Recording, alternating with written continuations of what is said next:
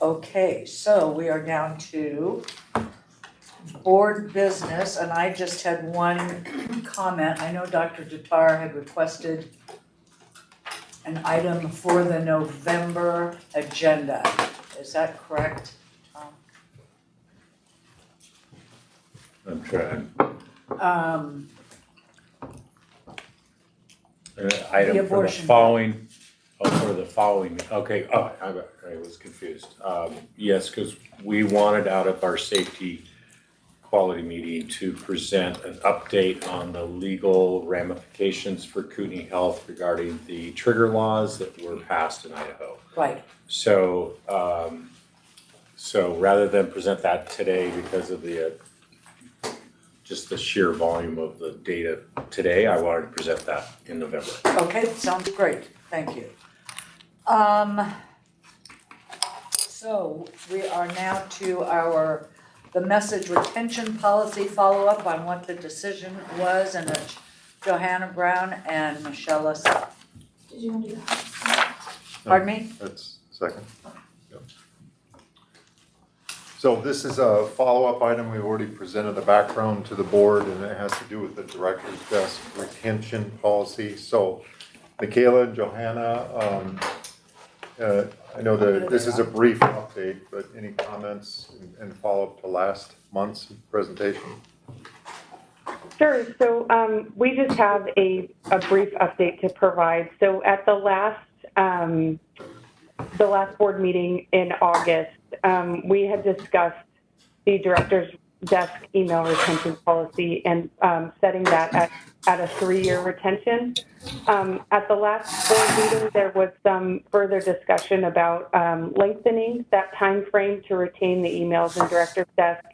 And we decided that a 6-year retention is an appropriate retention for the emails in director's desk. This then aligns with the overall Kootenai Health record retention policy in the retention timeframe for leaders. So the change was made to the record retention policy, so director's desk emails are retained for 6 years. That change has already been made in the system, and the policy is approved. So that was the update we wanted to provide on this. There was also a question at the last board meeting about if previously deleted emails could be recovered from the director's desk system. And we discussed with the director's desk team, and there is not a way to recover previously deleted emails. So I believe that was the only update I had on this topic. If there's any other questions or concerns or comments, please feel free to reach out to myself or Johanna. Sounds great. Any questions? Thank you guys very much. Thank you. So now, okay, this next section on this, our special reports, and before I turn it over to Joel, I just want to say these next 3 sections are information only. They're information. That's just all it is. It's just stuff to consider, to read, to learn about. It's just information. So with that, there you go, Joel. You're on. Thank you, Madam Chair. So Joel Hazel, outside counsel for Kootenai Health. I was asked to sort of summarize the 2 statutes that were enacted last legislative session. So House Bill 603 was adopted in March of 2022, signed into law by the governor, and went into effect on July 1st, 2022. It had 2 simultaneous statutes, or statutes that are adopted simultaneously. The first is 39-1358. The second is one code section later, 59. So 1358 allows for the first time a public hospital district such as Kootenai to lease or transfer its assets to another entity. But under 1358, there's no restriction on the transferee entity. For example, you could transfer the assets of the hospital or lease the assets of the hospital to a for-profit corporation or a hospital in Texas or something like that. But that requires a public vote. specifically as an alternative to the provision that provides a lease or transfer of hospital district assets subject to a public vote is 1359. And that has very specific criteria about the makeup and organization of the entity that the assets are being transferred to. It has to be a 501c3 or a nonprofit corporation. It has to have certain, I guess, guardrails or local guardrails. It requires that the entity be initially comprised of the same board members as the public hospital district, and that it has to, that new members of the board have to be quote unquote broadly representative of the public it serves. Then it sets forth a criteria of how to stagger the terms. But under that scenario, you as the elected board can make that decision without a public vote. So there are two distinct processes. One that really has no restrictions on the transferee entity, and one that has fairly significant restrictions on the transferee entity that does not require a public vote. So I believe in your board packet is a letter I drafted to all of you and Mr. Ness, setting forth those sort of a summary. It also contains copies of both statutes as enacted by the legislature and signed into law by the governor. That's really all I have to submit to you, other than this is a new law that I believe you're being asked to consider whether it's a good idea or not. So do we have any questions for Joel? I do. Dave? So if you transfer it to the nonprofits in structure and good standings, all those rules are, say 3 years down the road, can that nonprofit sell the real estate without a vote? Yes.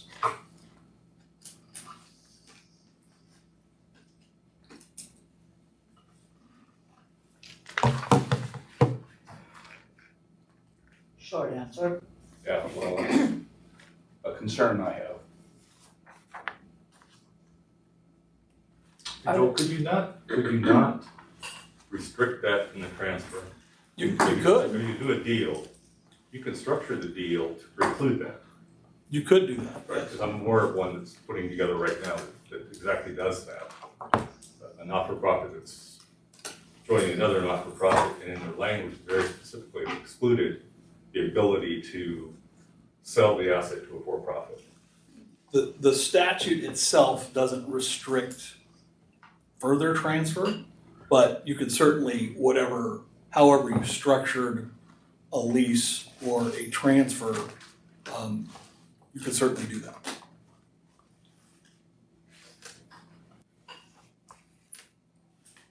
Any more questions, Dave?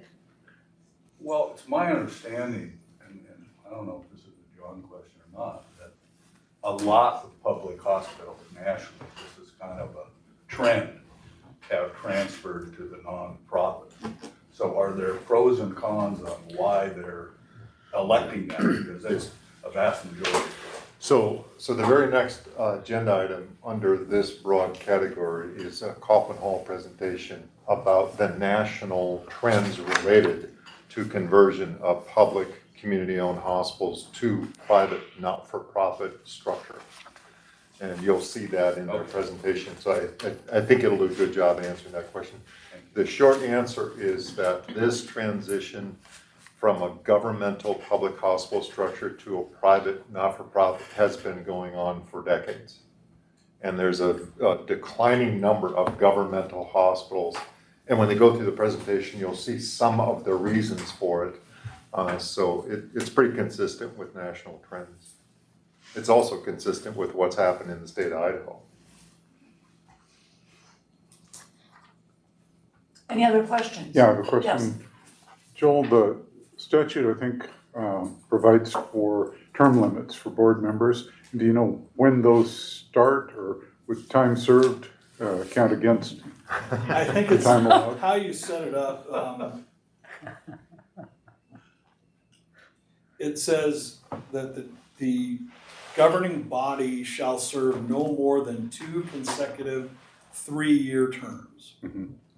And so I would think you'd want to stagger them to a certain degree, so there's some continuity on the board. Mhm. But it's also does say consecutive, so you can, there's no specific prohibition in the statute on how to do that. Other than you've gotta have, that the members of the current members of the board have to be the initial board on the 501c3, and that the board members shall serve no more than 2 consecutive 3-year terms. That's what the statute says. Now you can, At the start of the new organization Correct. or at the I start? would think at the start of the new organization, because it's a similar role, but it's somewhat different. You're not you're serving not as an elected public hospital district trustee, you're serving as a board member to a 501c3. So Katie, go ahead. Yes, go ahead. David. Chairman, and what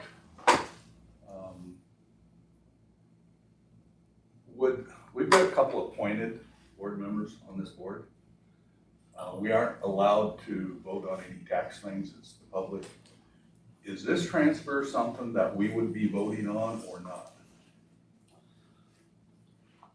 Good question. My recommendation would be that the elected board members vote on it, but there's no prohibition in the statute that the non-elected appointed board members vote on it.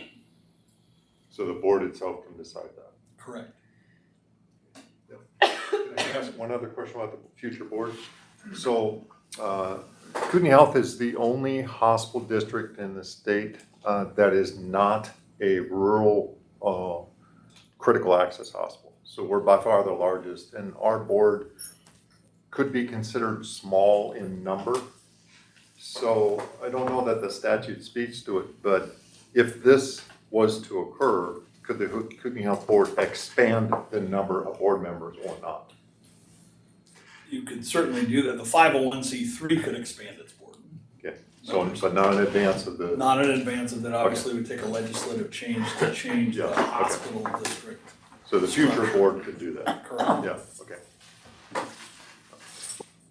Any more questions? Thanks, Joel. Okay. And I think the letter and presentation that you made make it all very clear. And so, the next is the hospital district structure background, and it's a presentation from Kaufman Hall.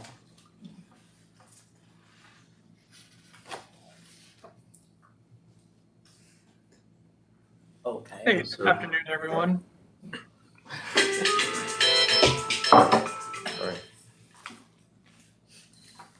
So Nick is in the bottom lower box of the screen. So over the years, Kootenai Health has worked with Kaufman Hall, a national healthcare consulting firm. And so they have a broader context and background about hospital trends, not just currently, but in the past. And so we worked with them for a number of years. And so this is just a presentation, goes back, Dave, to your question about trends in the United States with public-owned hospitals versus private not-for-profits. But it also speaks to what would be the possible pros and cons, or what would be the reasons that Kootenai Health, as a growing organization, would even consider this option. And so Kaufman Hall, we worked with them and they put together this background information. And Nick is a consultant we've worked with for a number of years. And so he's just gonna walk the board through this presentation and we'll see what questions you have. John, one of the things that you mentioned that we want to start with up front, Kootenai has long asked what I think are very appropriate rhetorical questions about where it's going and where it could best serve its community over the year. It has led to a very clear, viable, independent market leader path that started about 10 years ago, significant amounts of growth and support with the capital structure and a number of strategic priorities that allow the organization to make a lot of investments in delivering services to the community And the question before us today really is another rhetorical question of, given what's happening in terms of industry transformation, are there alternative structures that allow us to maintain a community-based focus, remain our non-for-profit status, but evaluate avenues for otherwise restructuring the organization for a new set of challenges and opportunities that lay ahead of us? This is an introductory conversation to that premise, so there are not conclusions that are hard and fast or have been formed, but rather a dialogue that's going to start today. The dialogue that I think is most relevant is on the bottom left. We want to talk a little bit about the industry backdrop of what's happening. Number two, for the question that was just asked a few minutes ago as we were staging and getting on, what are the elements towards this privatization of hospital and health systems that is taking place, and what's the rationale thereunder that is driving some of that? And then we would talk just a little bit about what it might mean for a community and for the level of services that would be provided if we were to undertake such a path. So with that, why don't we start with the industry backdrop first and move on to the next content slide. We're in a very unique space in the industry right now. The intersection between technology and healthcare is unprecedented. We're seeing significant investments in platforms to turn how healthcare is delivered, how care is delivered.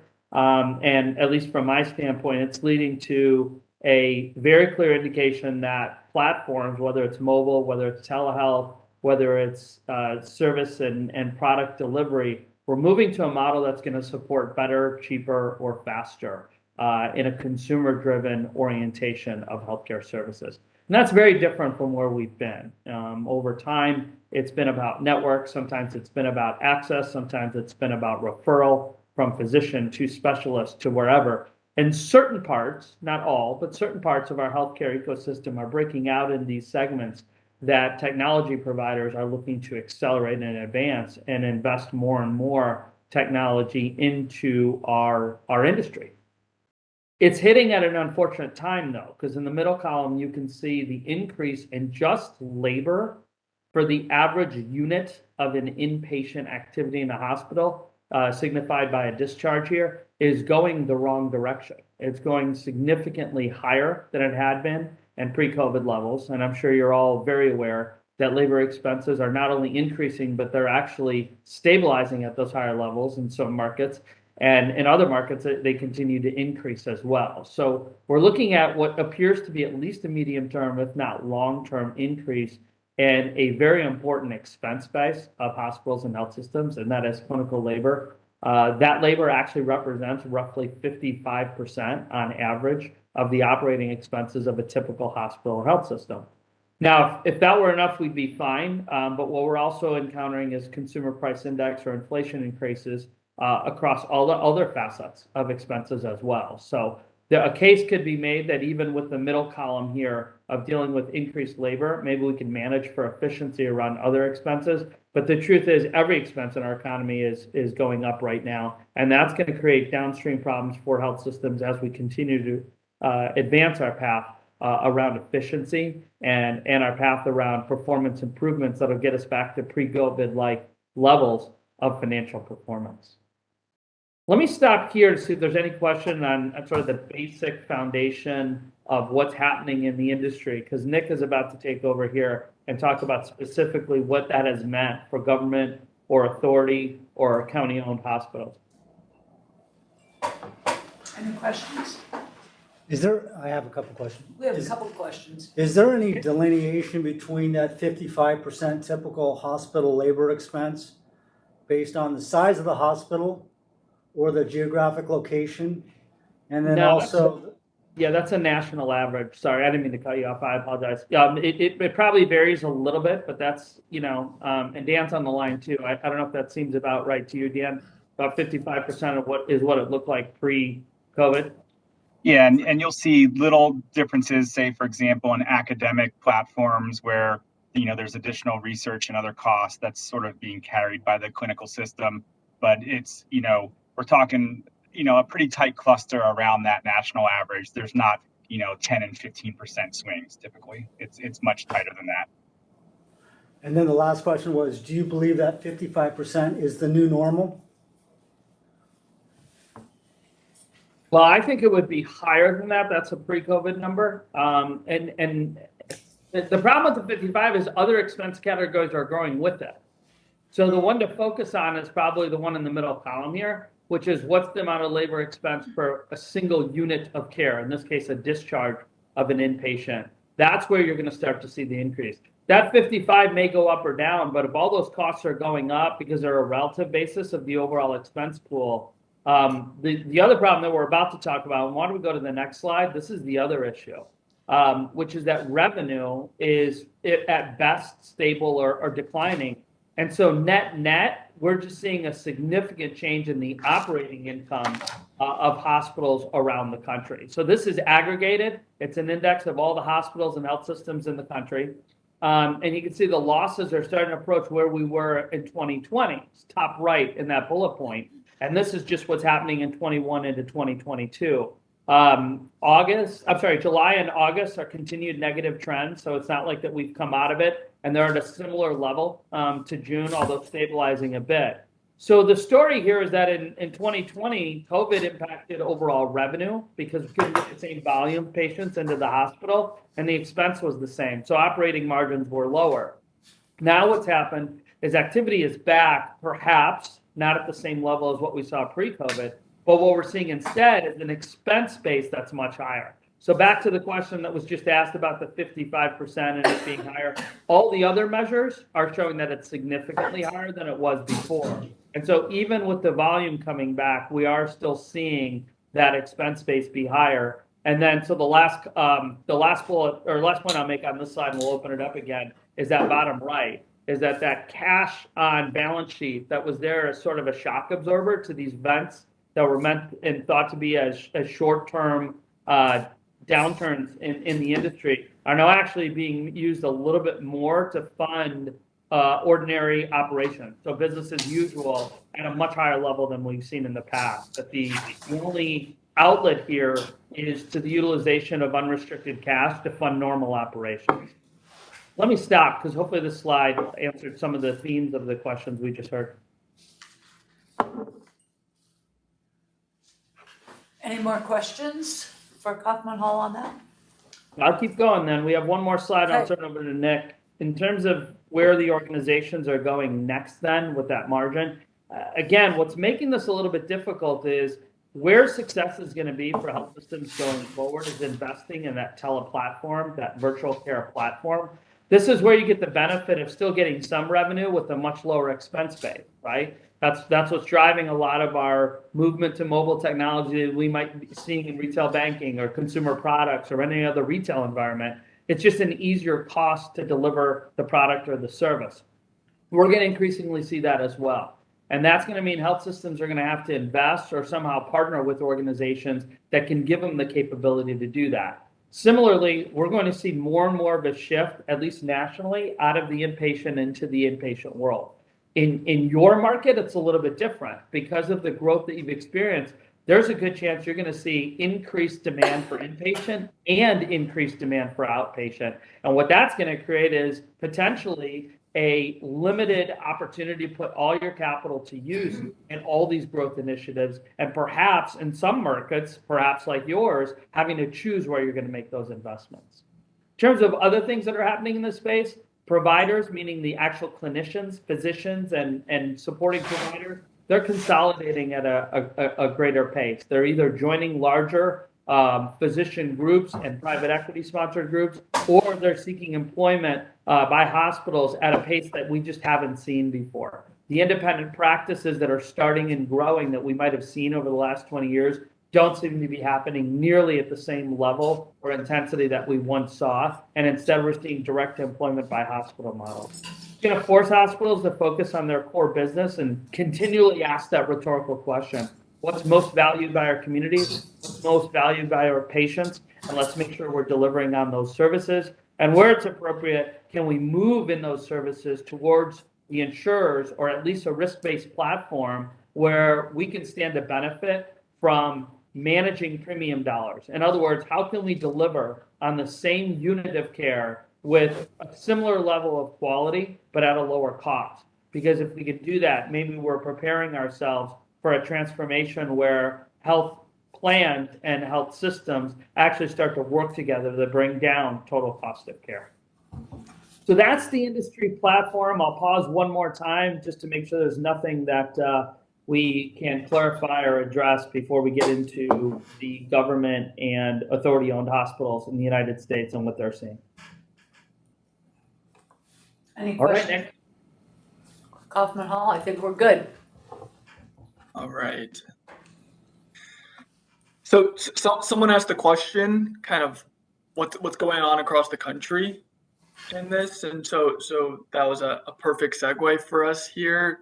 So we took a look at how other organizations across the country, kind of how have they been trending, and as the data illustrates, many organizations have made the transition to a private organization, right? And so if we just look at the US data, right, over 200 organizations have made that transition from public ownership, so government or state-owned organizations, to a private organization. And if you kind of separate out that 19% that remain, there's 950 total hospitals, of which the majority of those are critical access. And if we kind of cut the data further and try to really zero in on organizations that are similar to Kootenai, there's only 2 in the entire Pacific Northwest that are of our similar size and complexion, just if we just kind of base it on bed count, so that 300 plus bed count. And we'll talk about that in a sec. Before we kind of talk about those two, or the comparison and complexion of those organizations, we did want to kind of briefly hit on some of the empirical outcomes of organizations making that transition. What we've seen is enhanced operating efficiency without any negative impact to their mission to provide care to the community. So said another way, while profitability has increased, operating efficiency along with it has been enhanced. There hasn't been any substantial or really significant changes to the benefits that those organizations are able to provide to their community. One other thing that is just kind of a caveat and overlying this data is that this doesn't capture organizations that may have kind of become privatized from an operational perspective, but the government, the state, or the authority kind of still owns the hospital. And so you can almost say that the fact base here is even more pronounced than what we're currently showing. So any questions on this before we move to kind of I think what could be a helpful comparison of kind of Kootenai Health and what's the other kind of organization that is a publicly owned hospital of our similar size in the area.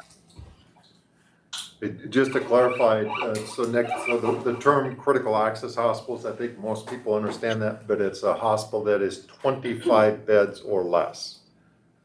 That's right. So that's the definition of a critical access hospital. Most are in rural communities. Yeah, the requirement originally by Medicare was, I believe, 35 miles from the nearest other hospital. And so that's why they were deemed critical access. They were access critical, usually in rural communities. And they have a unique reimbursement model where they're basically reimbursed 101% of their expense for certain types of care. And so the result is those organizations are less likely to change their structure in order to maintain that level of reimbursement. Could you explain to me though, when you were speaking about the actual privatization of hospitals in reality, but they're still owned by the government? I don't understand that concept.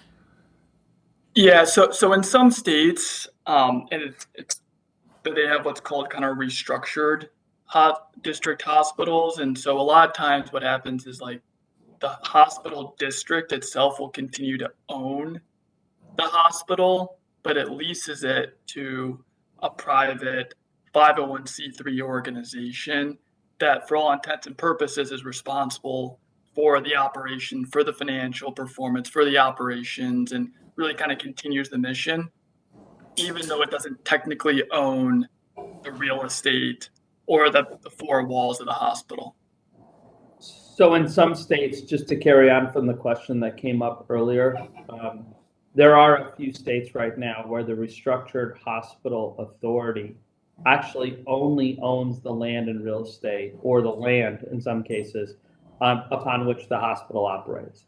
And the 501c3 that is chosen actually operates the hospital under a long-term lease, 30, 40, 50, some cases, depending on state law, 99-year lease. And what happens in those situations is there's a covenant placed on the hospital that so long as it operates as a non-for-profit entity, there's no issues with the lease. To the extent that they were, as a question asked before, take action to sell assets or otherwise economically benefit from what were once community assets, then there could be triggers in place there to say, all right, well, then now you have to acquire the land, or now you have to do something else. Maybe you don't have access to the land. And so it acts as an opportunity to create flexibility for the 501c3 to continue to expand and grow services, but it simplifies the nature of the relationship between the county or the authority and the direct 501c3 operator of the hospital. Hopefully we're clarifying instead of confusing, but let us stop and make sure that we are. You're happy, Yeah. Cindy? Okay. Made perfect sense. I think we're good. Okay. So this page outlines the only two 300 plus bed district hospitals in the entire Pacific Northwest, and that's Kootenai Health and Evergreen. As you can see, the two organizations actually share a ton of characteristics, right? Relatively similar size. Both are serving a rapidly growing community. For each, that community being served extends well beyond kind of the local county that the hospital district has purview over. And broader populations, continue to look to the two organizations for their healthcare needs. A key distinction that you will see, however, is related to the tax revenue. While both organizations have an ability to levy taxes on its hospital district constituents, only Evergreen does so. To that end, Evergreen receives about $28 million in tax revenue to support its operations through general obligation bonds and other similar tax-supported programs. So that, again, very similar in terms of size, complexion, mission, what they do, but Kootenai Health has not utilized its ability to tax the district, whereas Evergreen currently does.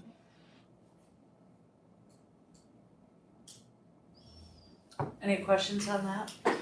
I have a couple questions. I don't know how much detail you guys want to go into, but on the $28 million that Evergreen taxes annually, do you have a breakout on whether that's funding mostly operations, or is that more capital expenditures? And if so, what's the bond amount, or how much they're actually leveraging that taxing authority to generate capital? So the majority of that is to service its general obligation bonds, which they took out a few years ago. And those bonds were intended to do various capital projects that the organization had been pursuing at the time. And I can pull up the specific numbers. That's not necessary. Thank you. Okay.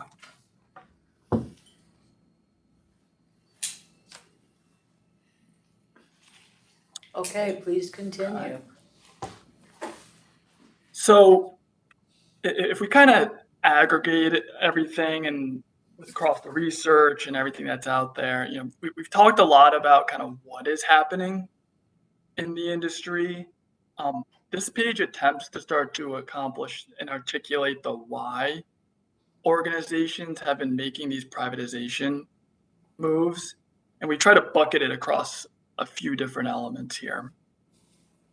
On the top one here, as organizations are thinking about the evolving and complex environment that, as Anu mentioned at the top, is only becoming more challenging, and the requirements to serve their communities, they're seeking to create structures that enable them to effectively meet the needs of their communities over the long term. So they need the ability to react nimbly and to be able to execute on initiatives very quickly, given that that's the trend of where the healthcare environment is going. This requires, strategies that extend beyond the traditional avenues, include broadening the view to include, various provider alignment strategies, extending care quality initiatives, broadening how we view the continuum of care, all with the focus on how we provide the highest quality and highest value care for the community that our organizations serve. Similarly, we all know this, and we'll talk about it in a little bit, but our communities are evolving. And as the communities we serve grow, their healthcare needs are evolving, and the reach of our organization is being asked to expand. So healthcare organizations are being asked to do more with increasingly limited set of resources. And so how do we continue to support that broader set of community constituents with the existing chassis that we have today? And as we noted before, these transitions often support operational efficiencies. One that is becoming increasingly important for all organizations to evaluate is how we can translate this to more effective recruitment and retention efforts, right? Particularly given the increasingly competitive environment for clinicians, the cost of retaining that talent and that staff is something that's really top of mind and continues to be top of mind, given all the data that Anu walked through earlier. So again, this is generalizing and capturing a lot of the reasons other organizations have made for pursuing the privatization of their organizations.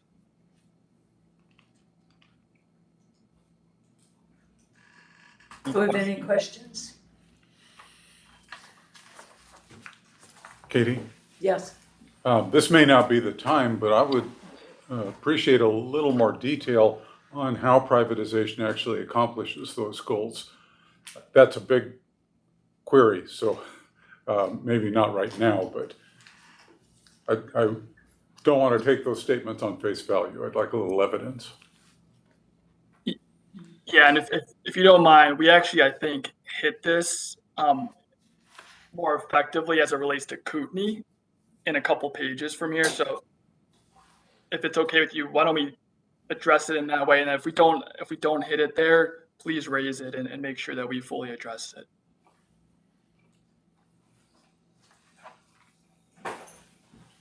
All right.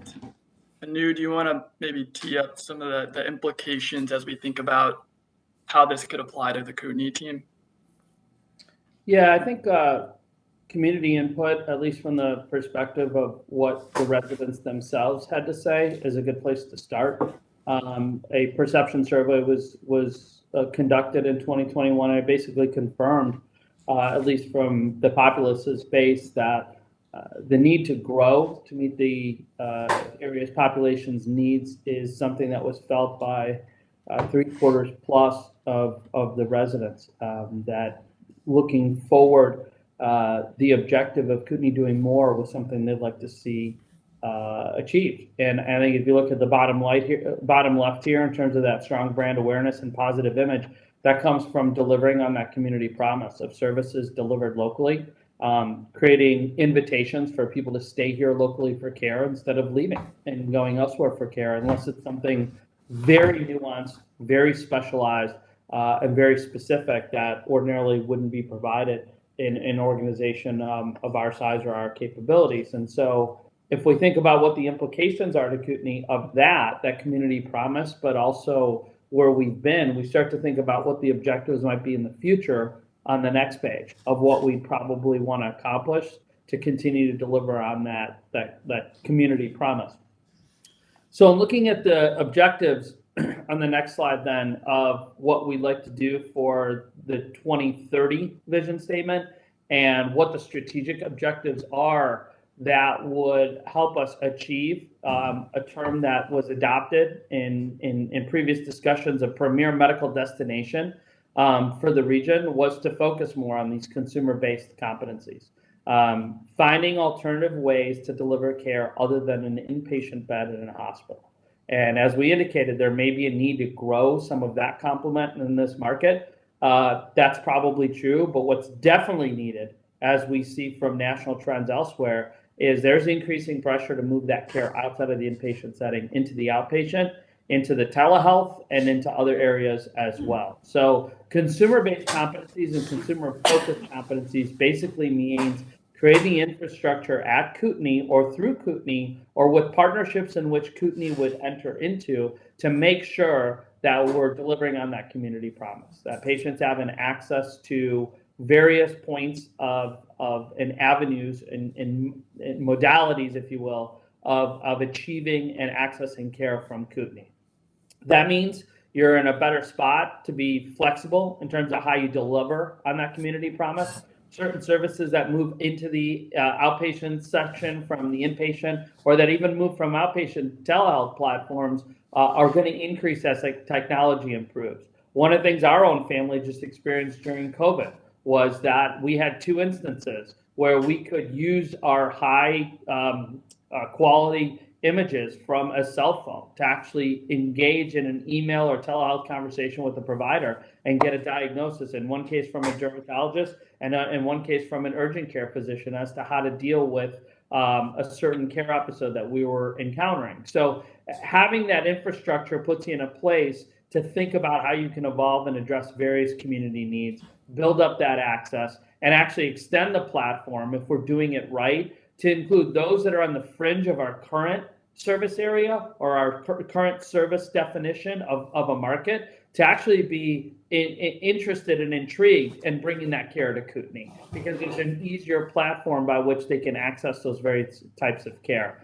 In order to do this, organizations need to be nimble, and they have to have a governance structure that is effective at being not only nimble, but that brings in a broad set of expertise in these new areas. What we're increasingly finding across the country is that organizations that have 40 and 50-year veterans of healthcare services on their board are not as effective as those who have experience in the other industries by which we're adopting those principles. So consumer products, hospitality, even airlines and retail banking, they have nothing to do with healthcare, but they went through an industry transformation event that actually informed some of what they can bring to the healthcare ecosystem. And so what we're seeing is an increasing participation of board members who have expertise outside of healthcare into the healthcare arena. The implications to our strategy is a slide that we want to cover next. And so if we think about what this means to us, the left-hand side here is a repeat of the previous slide, and the right is sort of how you would actually execute on this. We believe that consumer-based competencies are ones that certain health systems are going to be able to do on their own. There's others that, as a function of time and speed to market, they're going to have to increasingly think about partnerships with third parties. There are organizations out there right now that have access to the technology and that have delivered on a consumer or a tele-platform promise in other industries, and they may be resources for health systems going forward.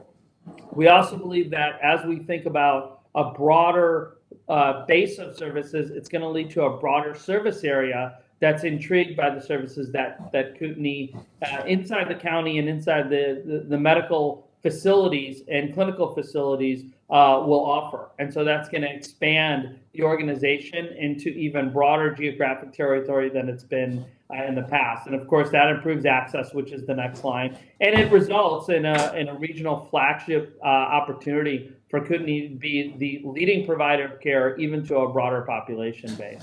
At the same time, one thing that we're pretty adamant about in terms of what we've seen elsewhere, remaining a locally governed health system is really important. Having decisions being made for Kootenai from a entity that's controlled or owned or based in Nashville or Texas probably doesn't make a lot of sense. What makes more sense is looking for an opportunity to grow and develop these services, but ensure that the community promise is upheld by the governance structure and by participants in the governance going forward in a 501c3. These represent some of the theses or the hypotheses that need to be tested, but that represent sort of the base of what we've identified so far as what needs to be evaluated in order to fully assess the merits and the challenges of a potential conversion to a 501c3. Let me pause here because our last two slides after this will cover work streams and a little bit about what this might look like in terms of activities. And I'll turn it over to Nick for that. But before we do that, let's see if there are any questions about what these processes are that are going to be tested.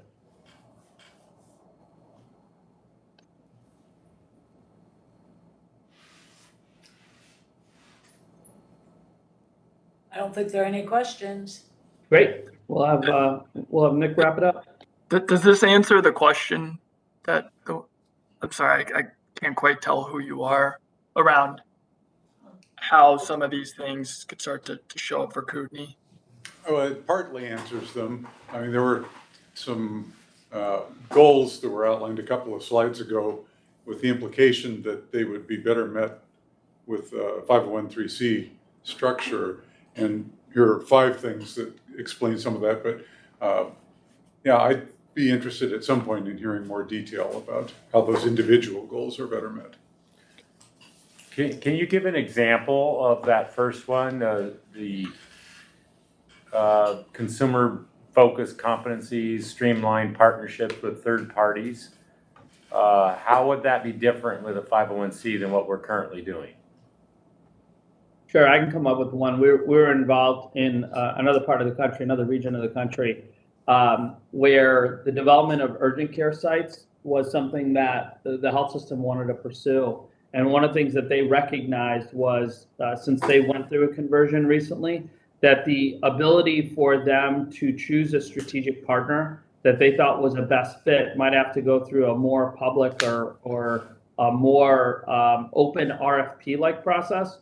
And one of the concerns they had was even going through a public RFP process could have offered their competing health systems in the region a glimpse into what their strategy was, and they would have lost some strategic advantage in terms of how quickly they could implement a partnership strategy with not only in the space, but with the preferred provider that they wanted to have. And so one of the things that they reflected on with us was, boy, we're very glad that we're looking at this urgent care center pursuit without having to be, open with every element of what an RFP might have indicated, because we could create kind of a more bespoke, almost customized relationship with this organization, but in private view instead of public view.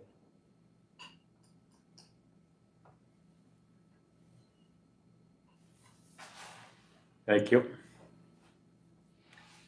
So something I think that's really important is those are hypotheses, right? So we've talked a lot about the rationale others have cited in pursuing their own privatization decision, but it's really important for us to understand and look at both sides, right? What are the benefits that may inure to Kootenai, but what are the risks, right? What are some of the considerations that we really need to understand? And at this point, we're not at the point where we've determined a path, going down one way or the other, and we really need to undertake an analysis to evaluate everything across those two vectors.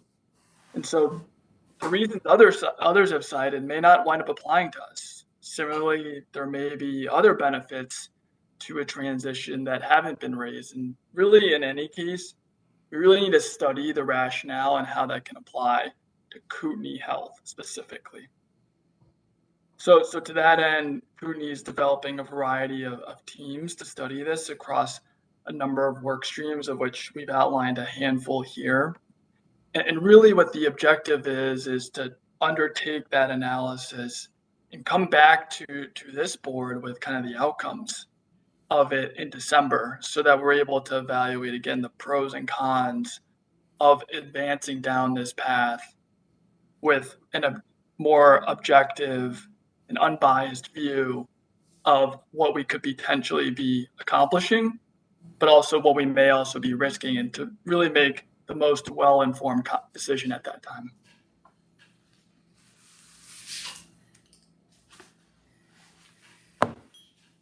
Any questions? Katie, I would just comment that I think this may be peculiar to Idaho, but there are changes in our liability exposure that would occur if we changed our governance structure. So I'd like to be sure that's addressed, along with these other work streams. I can list them for you right now. Well, I've heard them, but I mean, when we're making a decision, I'd like Sure. to have that in front of me. You know, Bob, along those lines, I mean, one of the things we've already talked about is the whole issue of us being a government entity and how it relates to the unions, and union situation, which may be another one of those that's a big question mark that may be a challenge for us as well. So I think we're gonna end up with a fair number of the potential negatives over here, and we'll have to weigh them against the upside. But I think we've already had some of those, and you're exactly right. Joel reminds us regularly about that liability issue. Okay, any other questions? Katie, we might just ask, does this seem like a logical process for the next couple of months to walk through? And the idea being that this is going to be basically public discussion over the next couple of months in this meeting in terms of open meetings. It seems to me like we're catching most of the major issues here. We should be able to chew on and decide whether it makes sense or not to pursue this. But we do want everybody's questions to get on the table. So we're truly making some informed opinions here as we get to the end of the year.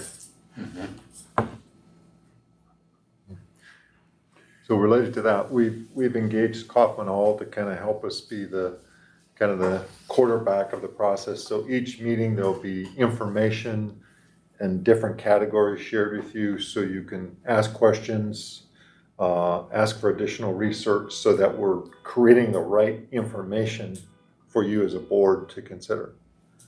So even in between meetings, if you have any questions that you think we should be looking into, the sooner we have those questions, the better. And I think each time we have a meeting, we'll have more questions. And so I think that's a very important part of the process. May we have a printed out version of this presentation? Sure. Okay. Yep.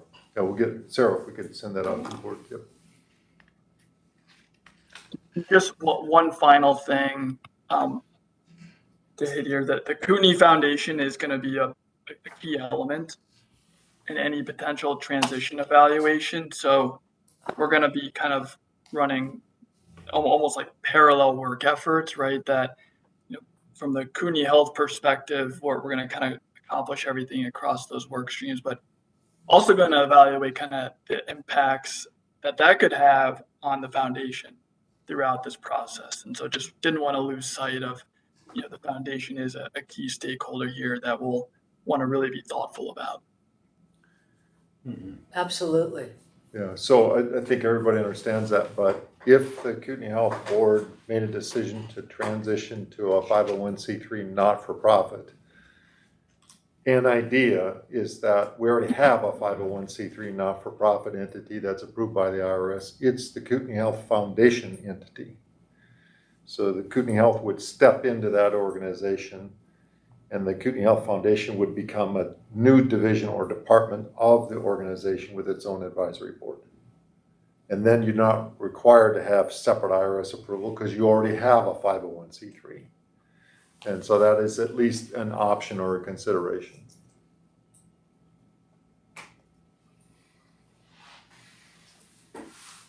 Any more questions, comments? Well, I think Kaufman Hall did a great job as always. Thank you so much. Appreciate it. Look forward to next month. Thank you, and thank you for your questions and comments as we went through it. We will continue to address those as we undertake this process. Appreciate your engagement on this. We'll sign up. Thank you. Great, thanks. Thank you. And so, again, more information on debt covenant considerations with Kim and somebody else from Kaufman Hall. Yes. So good afternoon. I believe it was last board meeting. I had a couple of questions. One and, some of our financial challenges and what that impact might have on our debt and our covenants. And I had already reached out probably a month or two in advance of that to Kaufman Hall. Some of you may recall that Kaufman Hall in both 2014 and 2017 assisted us in evaluating our debt options to support our master facility plan. And if you can recall, back in 2014, we did not have a 3-story east tower attached to the hospital, and we needed to create some capacity for our growing community. And so not only did they help us look at debt options, but they also assisted in the execution of our selected option, private placement tax-exempt bonds offered through the Idaho Health Facilities Authority. And a couple months ago, as we were facing these financial challenges, I really wanted some national experience to assist us in potentially communicating with our investors and also making sure that we were meeting the mark on what these investors would expect. And so with that, I want to introduce Saba Norelli, also Robert Turner from Kaufman Hall, and Dan Micah. And I'm not sure who's taking the lead, but those 3 individuals are here to help us and answer your questions. Thanks, Kim, for the introduction here. Just give me 1 second and I'll share my screen with the slides that were shared with you all.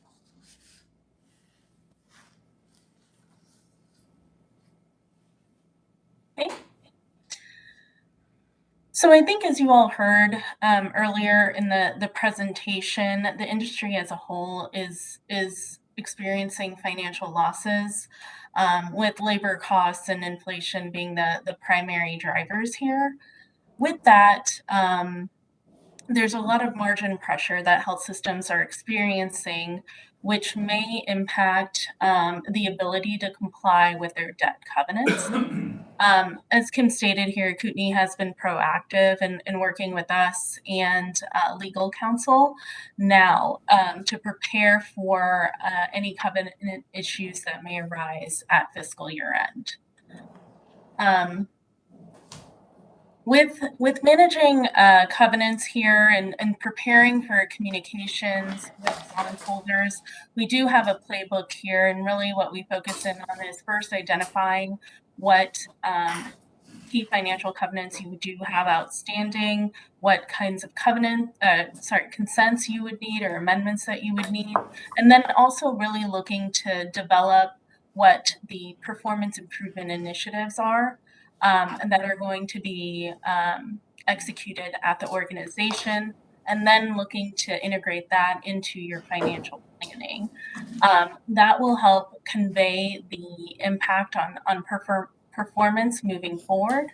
And with that, Kootenai is still underway in completing this work and are making great progress in preparing for the investor outreach. On this slide, we've identified all the key covenants here. The one I do want to focus in on is the rates and charges covenant. Kootenai is required to meet a 1x coverage ratio, which is the ability to generate enough cash flow to pay debt service. So if Kootenai does not meet that minimum required, it would be an event of default. Related to that, if Kootenai were to look to issue any additional debt under the MTI in the near future, they would also require a 1.25 times coverage to be able to issue that debt. And as you all may have seen, the June 30 financial performance, Kootenai may not be able to recover as quickly and be able to meet the coverage ratio at fiscal year end, which may lead to a default at that time. And as outlined here on this slide, you can see there are specific remedies that bondholders can request that are outlined in the financing documents here. Let me just pause here for a second and see if anyone has any questions so far. Steve? On the remedies of default, you're listing things that are normally seen in bond documents and cross default language. Are these the remedies in our documents, or are these just generic?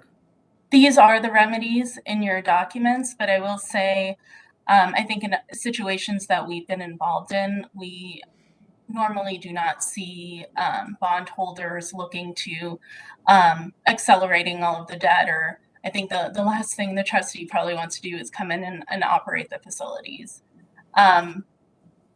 And related to that, maybe I'll just go to this next slide. We have outlined what we've seen in other situations that bondholders have requested. And so remedies that they've requested include increasing interest rates, maybe charging some fees, or just requesting additional access to management to follow the progress that the organization makes. And so what we've outlined here are just examples of what we've seen historically, a bit, or items that they may request.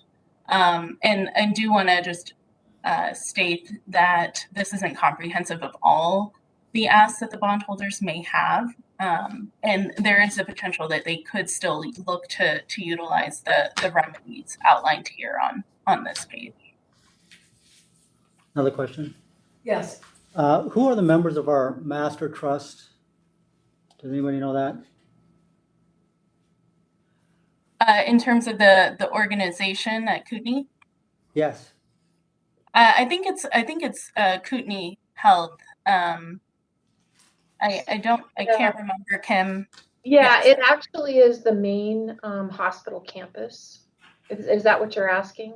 It's under Yeah. the- What about the other two critical access hospitals or the other joint ventures that we have? Are they part of the master trust? No, they are not. Okay.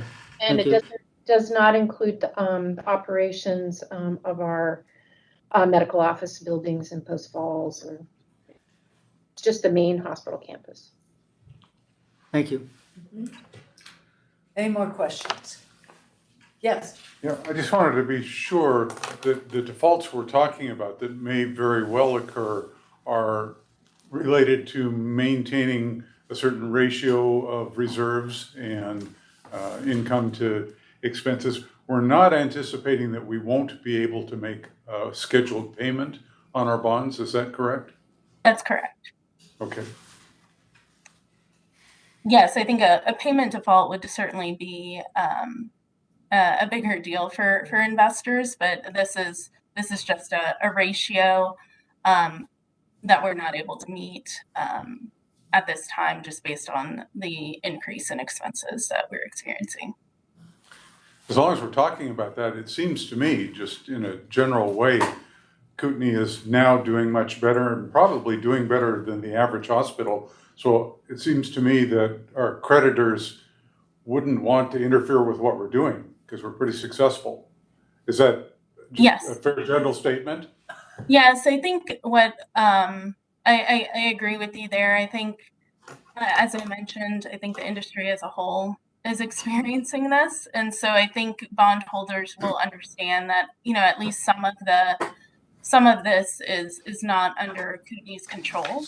And so really what they're going to want to know is, now that you've experienced this, what is your performance improvement plan moving forward to be able to meet the coverage ratio for next year? And Bob, I know, I don't think that we addressed this specifically in the document, but our plan is to have an investor call the latter part of September. And I've already reached out to a couple of our, those that hold our debt. And I think the communications thus far have gone fairly well. But I think that we want to be proactive well in advance. When we would potentially default would be when the audited financial statements come out next May of 2023. So again, we want to be proactive to ensure that those investors know that we're on the right track and that we're doing the right things here. Hey, Kim, this is Bob. I'm just guessing, but and Coffin Hall folks probably have details about this, but I'm guessing 40 or 50% of the hospitals in this country are having the same discussions in the boardrooms right now. about the turnaround plans, and I'm guessing the investors right now at this point are giving almost everybody the latitude of their first round of turnaround plans, and monitoring those will be their key, as it will be ours, as to what the next steps look like. And if we execute, just like everyone else executes, it's probably going to be fine. But and you probably talked your way through it because we're not talking about any payment defaults. Is that fair? Is that percentage too high or too low in terms of number of hospitals? I think that's right. I would think the percentage may be a bit higher based on the number of conversations that we're having with other health systems. But I think, I think you're right on that. These conversations are happening at governance meetings across the nation, and folks similar to Kootenai here are starting to start the outreach to investors to be able to avoid a default if necessary by getting their buy-in early and looking to make some amendments if possible in advance of actually tripping a covenant. Thank you.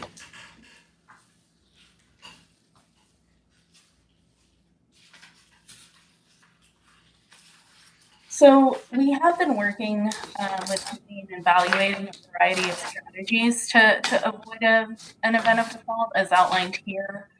Specifically right now, we're focused on any covenant calculation flexibility, or if that is something that we are unable to uncover, then we would look to reach out to bondholders to request an amendment to eliminate testing of the coverage ratio for the fiscal year end 2022. We did look at the other strategies in terms of realizing gains or refinancing the debt, but either it didn't solve the issue or it was just really expensive to implement. But the work is still ongoing here, and we'll just look to identify what the best strategy is for Kootenai moving forward, and then look to implement that quickly and get it in place prior to the fiscal year end.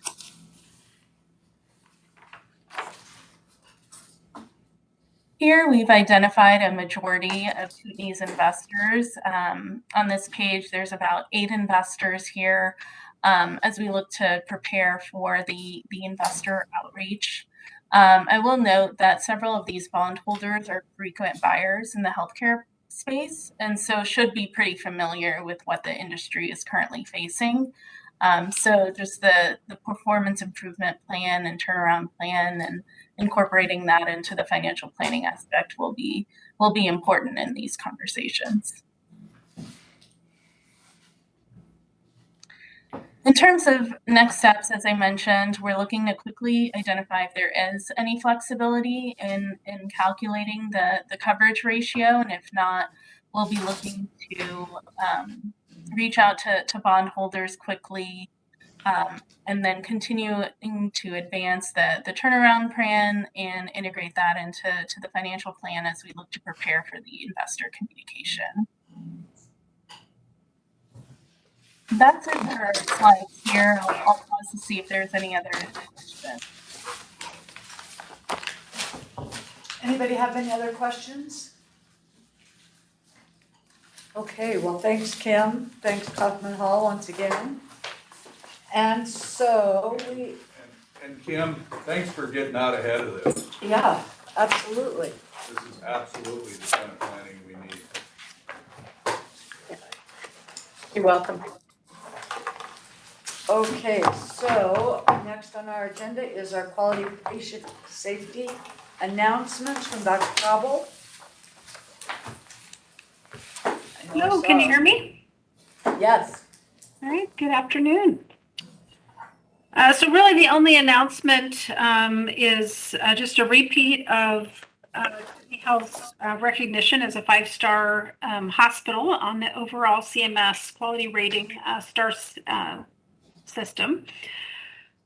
We have, since the last board meeting, that information has been unembargoed, and there has been some marketing information released about that recognition.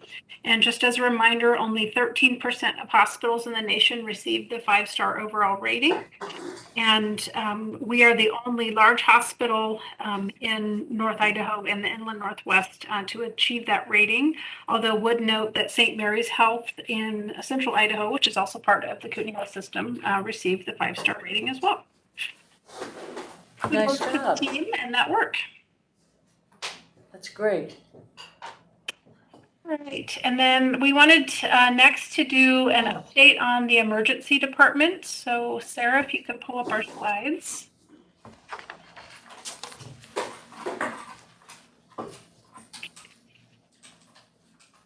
I just want to tell you how exciting this is. It was so fun to see the photos of those folks in the emergency department, even though they all look like babies. But it felt so good to have sort of a united core again. So Yes. Nice job. Yeah. Yeah, so we can go on to the next slide. So super excited to announce that all of our emergency medicine physicians and advanced practice professionals have started. This is the crew of physicians, and just as a reminder, we had close to 100 applicants for the physician positions in the emergency department. All of the ones that we've hired had excellent training, and we specifically focused on hiring for culture, focusing on teamwork, that commitment to patient safety and quality, as well as patient experience. And agree, a very young group of providers and super excited about the future here. So next slide. We have also onboarded all of the advanced practice professionals. We have a mix of experienced and new folks. Angela Humans, who's our Director of Advanced Practice Professionals at Kootenai Health, has been instrumental in helping design the competencies and onboarding for these individuals who are all going through a prolonged, or have gone through, or will go through a prolonged onboarding. And Dr. Bernard, our Medical Director, has a lot of experience in helping advanced practice professionals work top license. Slide. Everybody's on board, and our last ED locums physician shifts were last week on the 31st of August. I think another bright spot for this team is that the emergency department staff, both the nurses and techs, have had some good momentum in hiring and have one of the lowest vacancy rates in the hospital right now. So great work there. So what Dr. Menard, our new medical director, is doing is he has weekly all provider staff meetings, and they're focusing on getting everybody on the same page for the clinical pathways for the emergency department throughput, which is the way in which patients flow through the department so that they receive timely and effective care. And then pathways for trauma, heart patients, stroke, sepsis or infection, difficult airway, and behavioral health. And then from a leadership standpoint, we have our joint operating committee between the emergency department providers and nursing, as well as hospital administration, to make sure that we're helping line up resources and that we're really effectively driving those improvements in patient experience, quality, safety, and efficiency. Additionally, very timely, we relaunched our ED throughput process 2 weeks ago.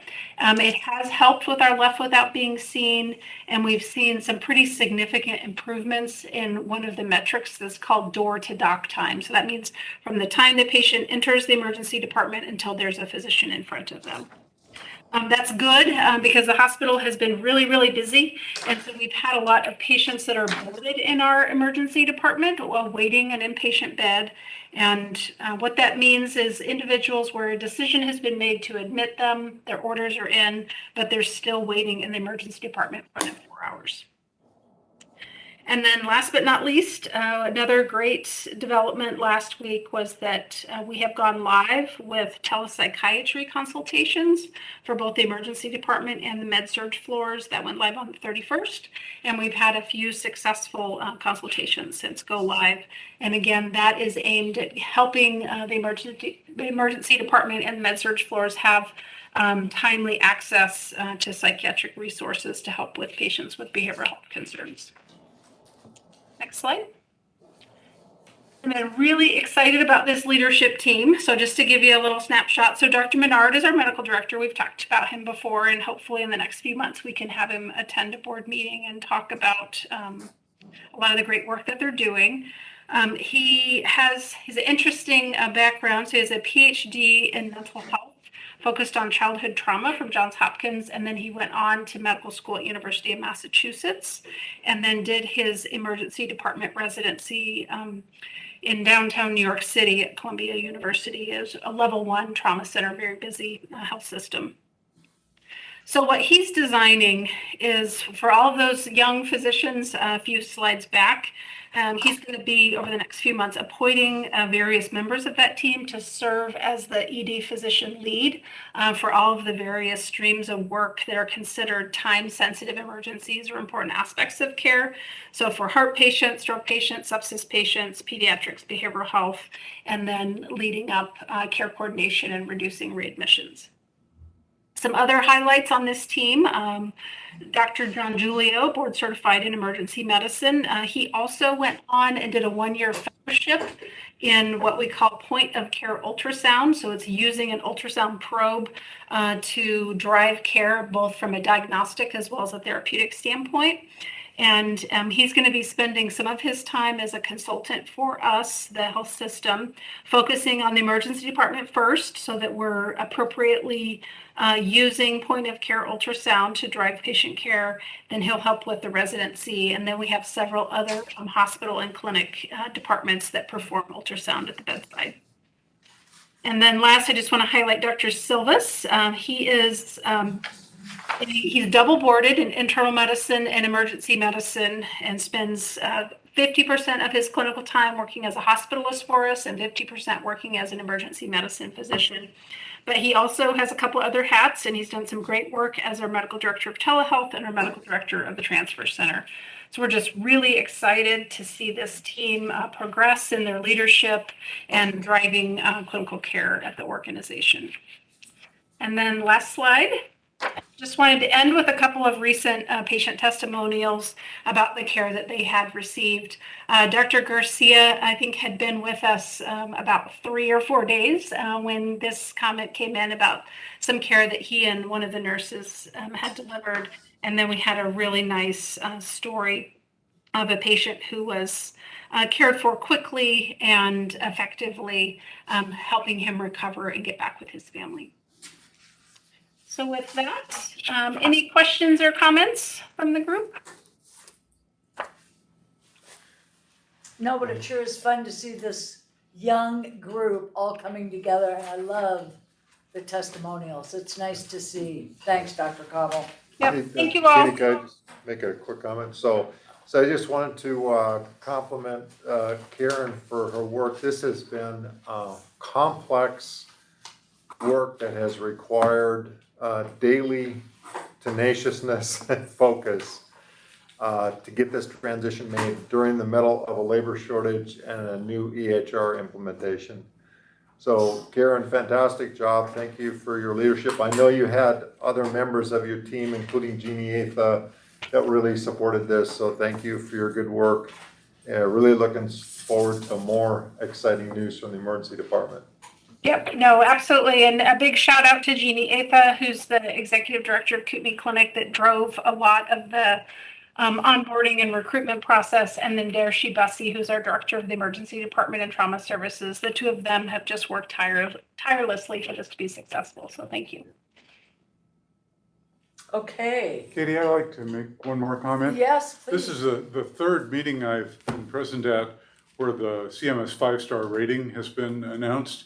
And there just hasn't been enough excitement about that. I just want to say this is a big deal. This is our #1 face to the public, and it's not easy to obtain, and a lot of work has gone into it. So I just want to shout out a little more about that. It's a big deal. That's great. And good work, the whole team up there.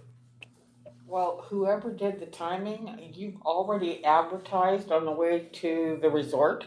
I saw this big sign yesterday. Yeah. You know, with announcing great. CMS, which was awesome.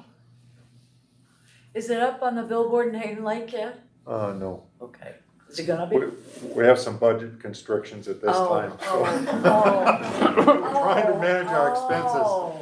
So we did, we did, Yeah. normally we would have done more, but we're also trying to manage budget expenses, and Yeah, it is very exciting. I'm just talking about internally. Yeah. I think everybody on the team needs to know the board's excited about this. Yeah, This yeah, is thank you. really Yeah. something to be proud of. Yeah, That's exactly yeah, right. thank you.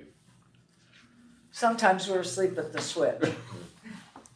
So apologize for not enough recognition for a job very, very well done. Okay, Kim, I think you're up again on monthly financial statements. Yes, thank you. So before I get too much into the highlights, I guess, I wanted to just mention something. Dr. McFarland actually asked a very good question. He was looking at the balance sheet and noticed that we had some increases in our liabilities, and we actually had some increases in both our assets and liabilities. And although we have discussed this a couple of different times with the board, primarily during our audit, when we presented the audit for Kootenai this last cycle, we do have some required accounting standard changes in the way in which we record leases. And so those changes were actually made this month. And because we have to get them done before the end of the year. And we failed to mention that in our memo. And it was kind of a large dollar amount. And I thought maybe I would have Carrie provide us with a little bit more detail on that. Hello, can you guys hear me okay? Yes. Yes. Okay, yeah, so GASB 87 is the new lease standards that we have to abide by. And so we have been doing that on the income statement side, but what we needed to do was book the beginning entry, which we did in this past month. And so what that is, the lease standard requires us to put our operating leases on the balance sheet as assets and liabilities, as long as the likely length of our lease. And so for this month, it increased our assets and our liabilities by $47.3 million. So that's what happened. We did fail to mention it in the board memo. Does anybody have any questions on that? And then there was one other adjustment that was made related to. Kim, you're on mute. Oh, and? No. No, we heard you. Can you hear me? Okay. Yeah, we also did. You're still on mute. Not to us. Oh, you can't hear me, Carrie, but everybody else can. Anyway, so it relates to our debt to Multicare for Epic. You know, they were willing to actually allow us to pay that off over a 7-year period of time, and so that was also booked this month to the balance sheet. Thanks, Kim. Just so everybody knows, I'm asking just as many questions as I ever did, but most of them just pass between Kim and me. Thank you, Bob. Good question. Yeah, that was a really good one, Thank Dr. you. McFarland. I really appreciated that prompt. So, all right. So I think we mentioned we are Standard & Poor's rating agency presentation is coming up, and that will be scheduled. That is scheduled on September 20th, so just a couple weeks away. And we will be utilizing our July financial statements as the basis for that presentation. If we have continued good progress, and I'm assuming that we will also present them with our August financial statements, which should be complete by that time as well. We did make some of our one-time adjustments in our recovery plan. I think we talked about, we have different elements in our recovery plan, one being some one-time assists or one-time adjustments. And one of those was related to our shared savings from Kootenai Care Network. And those were dollars that we actually generated in 2021, but didn't find out about them until 2022. And then we actually will be receiving that money, some of which has already been received. And so that was booked this month. And we also relieved a reserve on the balance sheet related to a settlement from about 2 years ago that we felt it was resolved favorably. And that was about $2 million. So we still have a few key areas where we continue to validate our revenue capture within Epic. I believe I may have mentioned last month that we were looking into lab. We felt that we were not capturing all of our lab revenue, and most of that work has been completed. The other significant area of variance that's still in the evaluation phase is the cancer center pharmacy, which is pretty substantial dollars. And there is a large group of people that's really digging into that. It's a very high priority to resolve. And I also want to just remind you again, I know we say this every month, but our deductions from revenue are really one of our largest estimates that we make on our financial statement. And we are still utilizing historical data from our old system, Meditech. It's still going to take quite a few months before we have enough data in Epic to utilize our normal processes. We need at least 6 months of good collections. And I anticipate the ability to use the Epic system will occur reasonably in the last quarter of the year. So our operating margin for the month of July was positive $2.2 million, but we still year-to-date have a loss of $24.3 million. Our operating EBITDA was favorable to budget for the month and does leave us slightly less than break even on a year-to-date basis. So our EBITDA is almost at a break even, where we had a pretty significant EBITDA loss going into this month.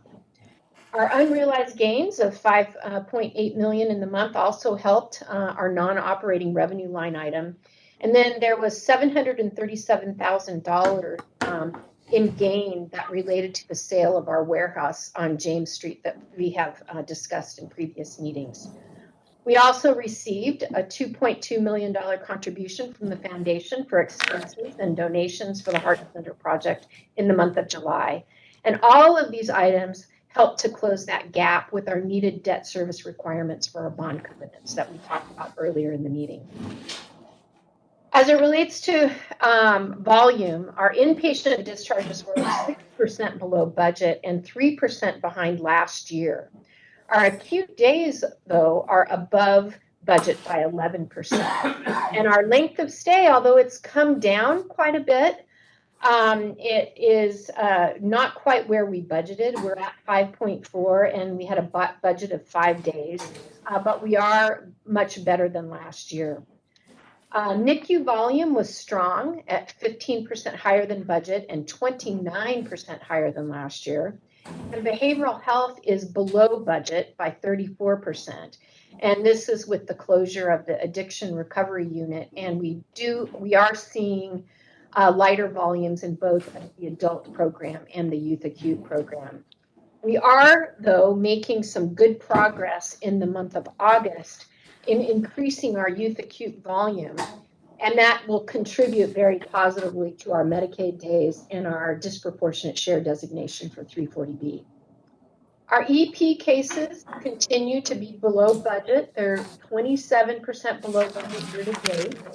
But I understand that our new providers are in the process of onboarding, and we should see some increase in those volumes relatively soon. Lab volume is strong, but there has been a shift in acuity, and there's a shift away from outpatient, which is kind of interesting, compared to budget. CMS continues to change the required coding, kind of collapsing multiple codes into one for cath lab procedures, and it does decrease our gross and net patient revenue for these services. So definitely have an impact. We had very strong volumes in the ER and urgent care for the month. Our incentive and overtime continues to decrease and was at about $850,000 in the month of July. The bad news is that contract labor continues to be high. We talked about the fact that, extraordinary labor shortages in the industry, and specifically here at Kootenai. We have spent year-to-date $41.6 million in contract labor compared to just $16.8 million last year. So a very significant increase, $25 million more than last year at this time. This continues to be the primary reason for our for our poor financial performance. We've determined it will be necessary to start capping some travelers. We are doing some evaluation on that. It could impact our capacity in the near term, but we are looking at this very carefully. Our total FTEs for the month of July were down to 3,300, about 560 favorable to budget. So freezing of positions, voluntary 8 hours of PTO per pay period are definitely having an impact. Labor, I know that we talked about this earlier in the meeting where pre-COVID, labor as a percent of operating revenue was 55%, much higher in the last 2 years and particularly now. Our labor as a percent of operating revenue was down below 60% for the first time this year at 59.5. So definitely moving in the right direction, but a ways to go. Unfortunately, our average hourly rate went up nearly $1 at $48.44 compared to a budget of $37.90. And I think what's happening there is we still have well over 200 travelers here. And when you have less employed staff, then that calculation is a little bit higher. Our pharmacy revenue was 10% below budget due to additional drug companies not allowing drug discounts. And I know we've talked about this in multiple meetings prior to today. Our physician fees were unfavorable by about $750,000, primarily because of ED, of which we talked about before, and hospital medicine and cardiology. And I think Karen mentioned that we no longer have to utilize locums for this service anymore. It's a great day. Repairs continue to be over budget due to our IT legacy system expense. Our joint ventures, COI's operating margin was about $75,000 below budget for the month, and year to date they are 10% below budget and 17% below last year. So that's Kootenai Outpatient Imaging. This relates to staffing shortages on both the clinical side and the scheduling side.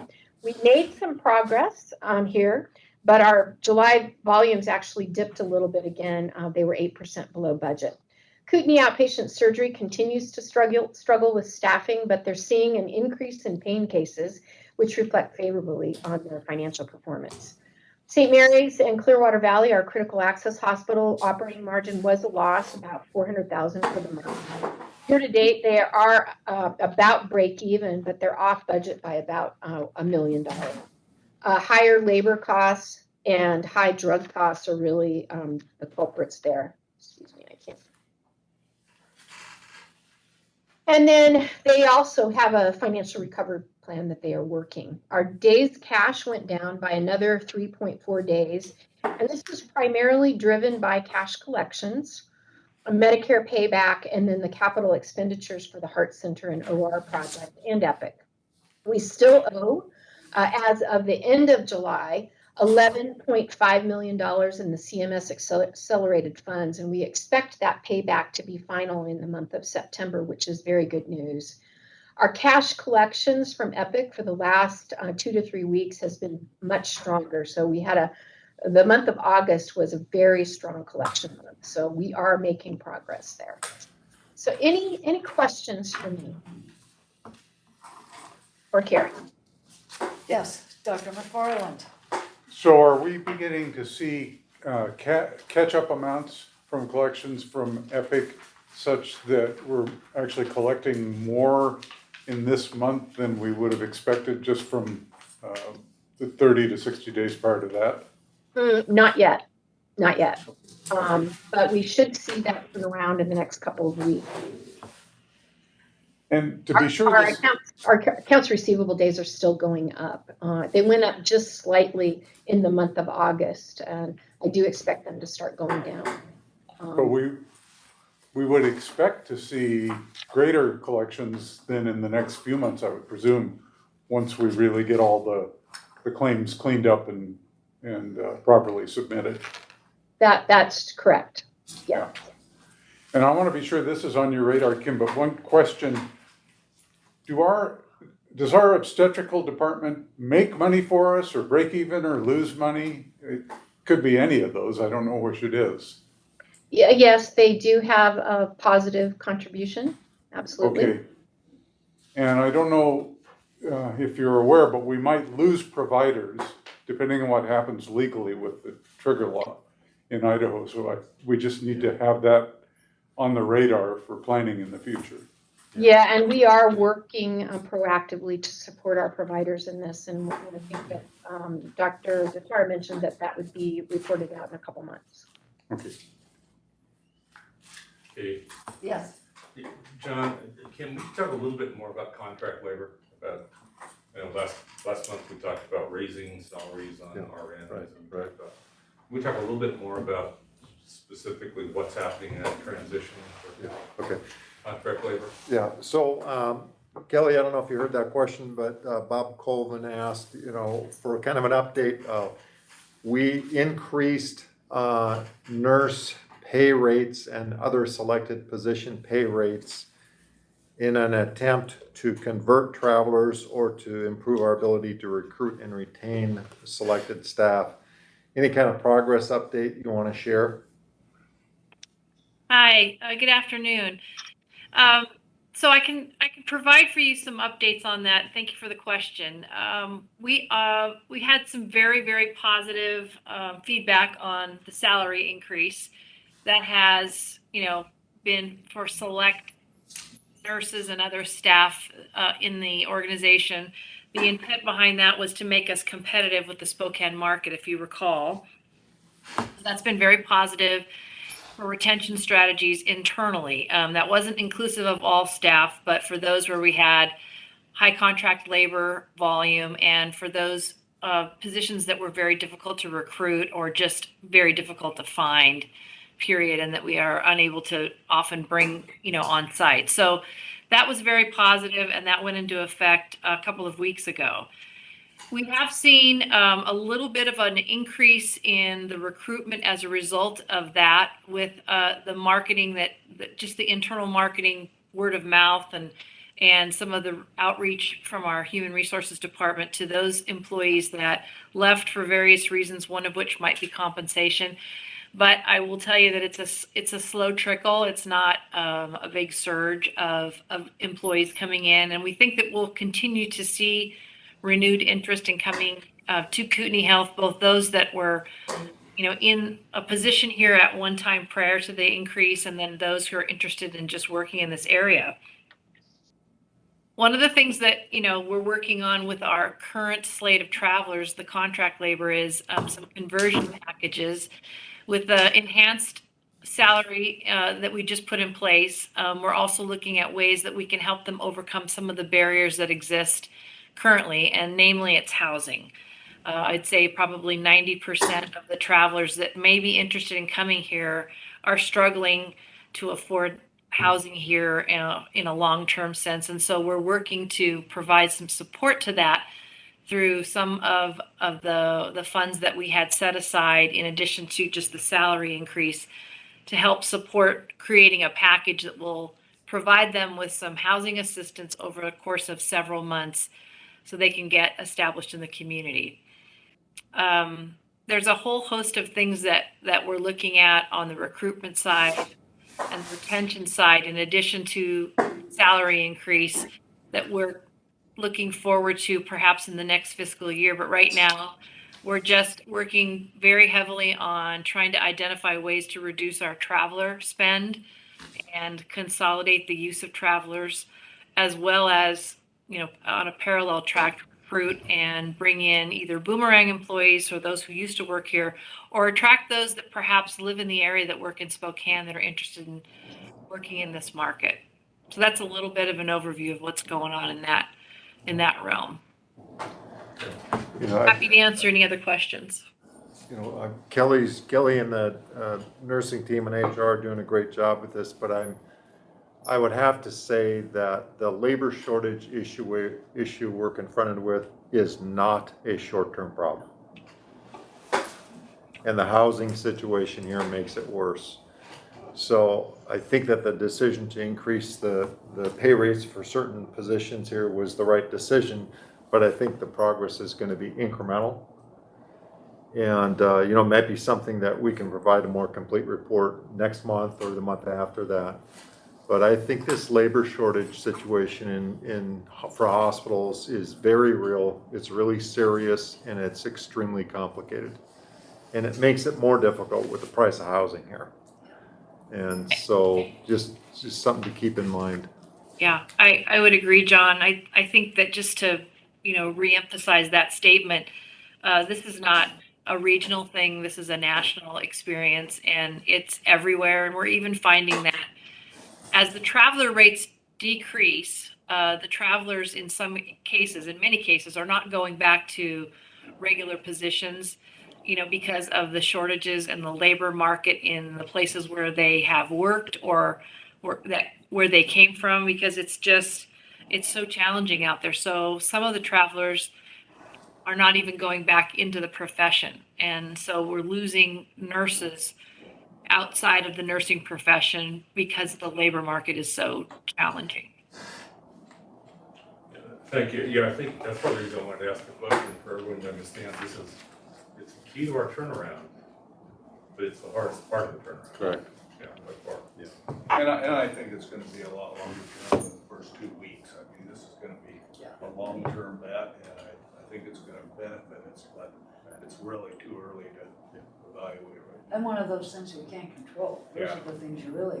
It's interesting to see some hospitals where they think they're forced to shut down units, even if that means patients have to drive on past them, because they simply cannot afford to stay open with that kind of travelers workload, that quality.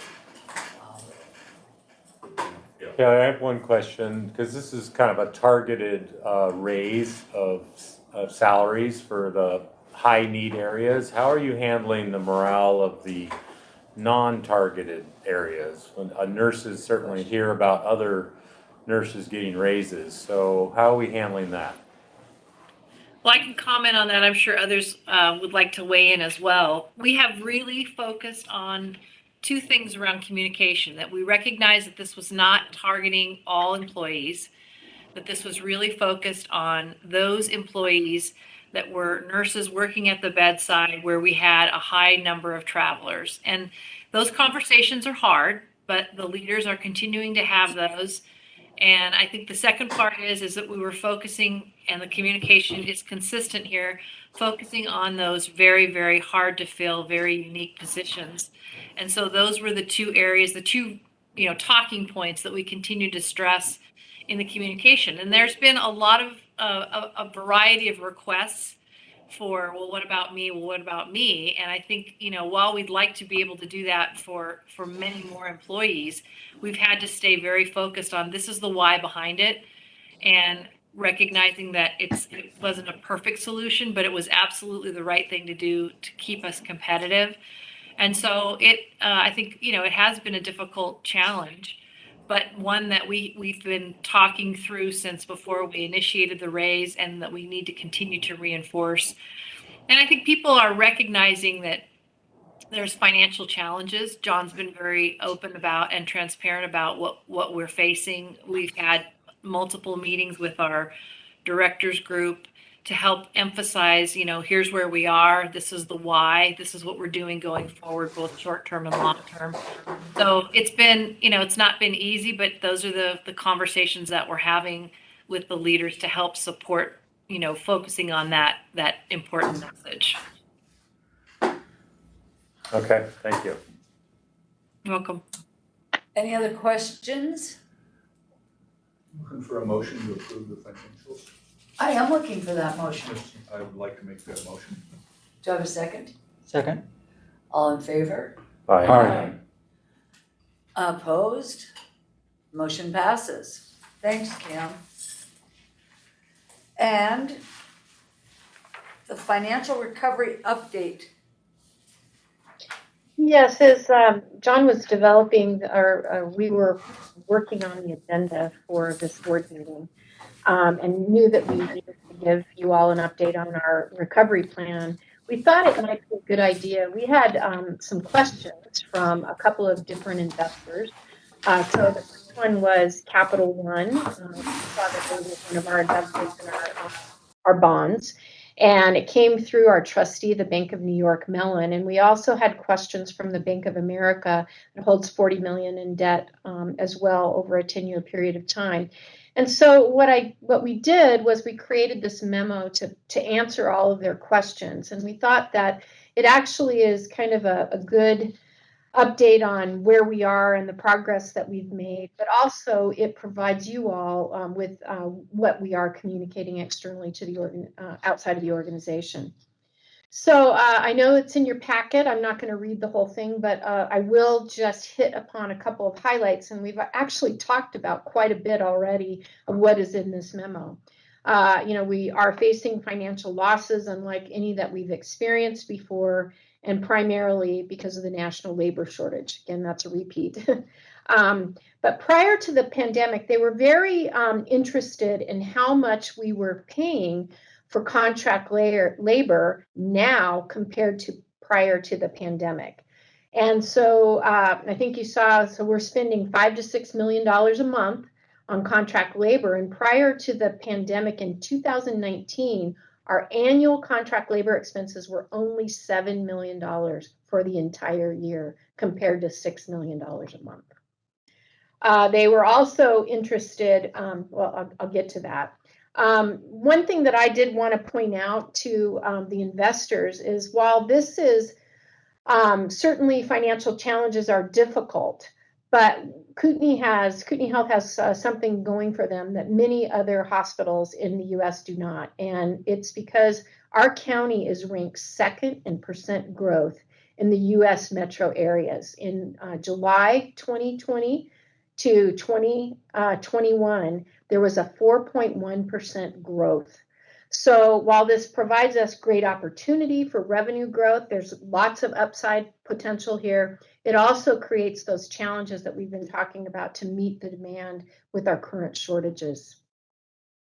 We've identified, I think we've provided quite a bit of detail, summarized information on our turnaround plan. We've identified over $35 million in performance improvement initiatives. And then we are in the process of identifying another $5 million.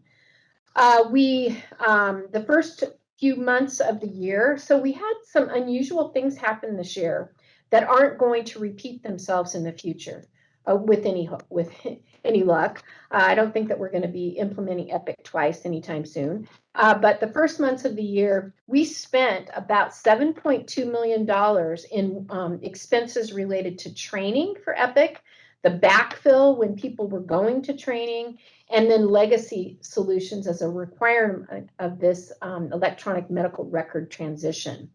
And while we're still in the process of stabilizing Epic, we have had continuous improvement in cash flow and claims processing. And we have they were very interested in the critical access hospitals. We have put the Epic implementation for those hospitals on hold as a result of our financial challenges and staffing shortages. And we are evaluating when is the right time to actually get them implemented. We also talked about our emergency room provider group, that we were transitioning it from a contracted group to an employed physician model. Well, that did cost us quite a bit of extra money this year as we were having to pay locums as we were filling those positions, about $3.1 million. So we have in these numbers that we looked at today, $10.3 million in non-recurring extraordinary expenses that will not repeat themselves next year. So some of our outpatient revenue variance relates to the charge capture build issues with our new Epic system. And I talked about our cancer infusion center and the lab earlier in the meeting. And then there are some charge capture issues in the emergency room as well. Outpatient gross revenue variances is more than 18 million, but the net is probably closer to 5 million once we get that all sorted out. The other significant variance in our outpatient revenue, much lower than budget, is we did lose a very productive electrophysiology provider that has impacted that EP lab revenue. But as of September, we do have 2 new providers that have been hired and are being onboarded. I mentioned that earlier. Physician revenue was also impacted by some loss of productivity due to Epic and some lingering charge capture issues that I mentioned in the ED, actually surgical specialties in lung and asthma, but we've identified those and close to a fix on most all of that. And then they were very interested, and I've already reported this out. As of the time of this memo, August 19th, we have paid back $63.7 million in those accelerated funds, and we only had left, again, 2 weeks ago, about $7.4 million. So that recruitment is averaging about $6 million per month. So that will change the picture on our cash collections fairly soon. And then the questions about contract labor. So I found this very interesting. So we currently have over 220 travelers. And during the pandemic, we were paying as much as $250 an hour for an ICU nurse. These rates have come down to $195 an hour, so an improvement of $55 an hour. And then for other specialties, we're paying about $130 to $185 an hour. Pre-pandemic, we were paying $76 an hour for critical care compared to $250 in the pandemic, $195 now, $76 an hour pre-pandemic, and we were paying $65 to $80 for other specialties.